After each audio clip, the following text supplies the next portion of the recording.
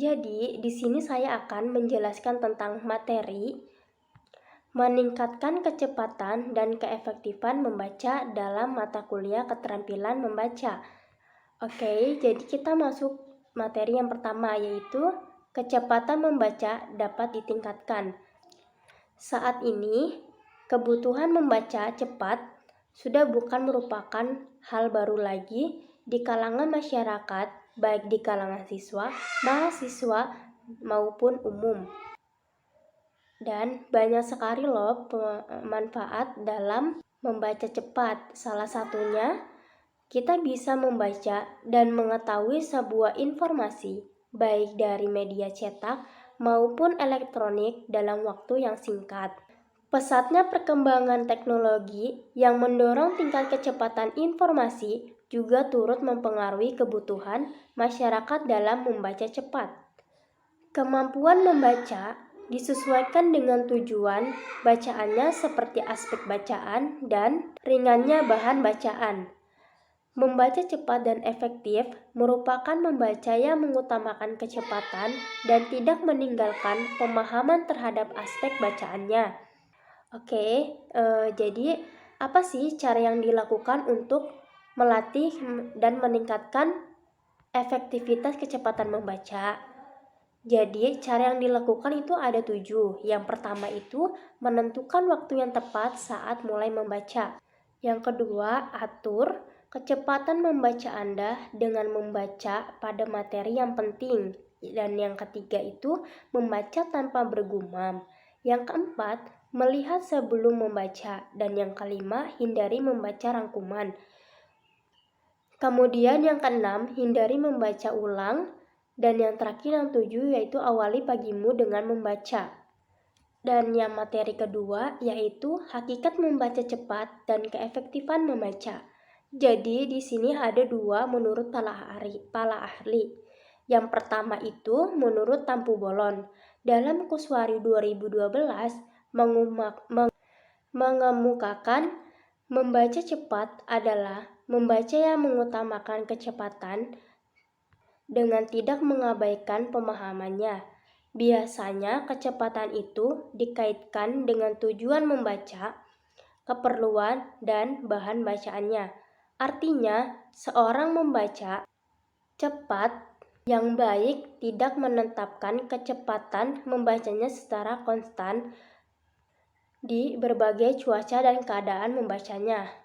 Kemudian yang kedua itu menurut Nur Hadi dalam Mulyaningsih 2012, efektif artinya meningkatkan kecepatan membaca itu harus diikuti oleh meningkatkan pemahaman terhadap bacaan. Pembacaan yang efektif dan kritis tahu tentang apa yang perlu digalinya dari bahan bacaan secara cepat. Kemudian, mengukur kecepatan membaca atau speed reading. Mengukur pemahaman isi bacaan atau PI secara keseluruhan dengan cara menghitung persentase skor jawaban yang benar atas skor jawaban ideal dari pertanyaan-pertanyaan tes pemahaman bacaan. Untuk mengukur kecepatan membaca seseorang, menurut DP Tampu Bolon 1990, hal itu dapat dilakukan dengan menggunakan rumus. Jadi rumus yang digunakan yaitu yang pertama KM, yaitu kemampuan membaca. Yang kedua itu KB, jumlah kata yang terdapat dalam bacaan. Yang ketiga SM, yaitu jumlah skor bacaan. Dan yang keempat KPM, yaitu jumlah kata per menit. Kemudian PI, yaitu persentase pemahaman isi. Dan menurut Harjasudjana 1988 mengajukan rumus kemampuan membaca sebagai berikut, yaitu P, jumlah kata yang terdapat dalam bacaan, kemudian Q, jumlah waktu dalam hitungan detik, dan yang R, jumlah jawaban yang benar. Jadi, cara pengukurannya itu gimana sih? Oke, jadi saya akan jelaskan cara pengukurannya.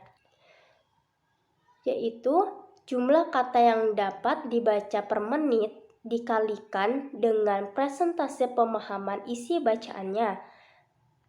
Misalnya, jika yang dapat Anda baca per menit adalah 200 kata dan jawaban yang benar atas pertanyaan-pertanyaan isi bacaan itu adalah 60%, maka kemampuan membaca adalah 200 kali 60% sama dengan 120 kpm kata per menit.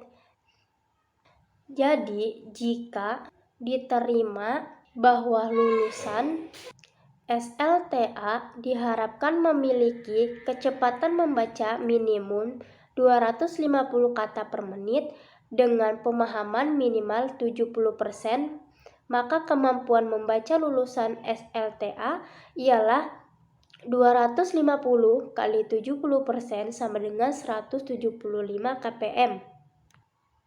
Jadi, Nuttall 1982 menyatakan bahwa ketika seseorang membaca kemudian tidak memahami bahan bacaannya, maka yang akan dikembangkan dalam latihan membaca cepat, jadi yaitu yang pertama, meningkatnya kemampuan membaca sampai 2 atau 3 kali lipat. Yang kedua, meningkatkan pemahaman terhadap bacaan. Dan yang ketiga, meluasnya jangkauan gerak mata sebagai sarana meningkatkan kecepatan membaca.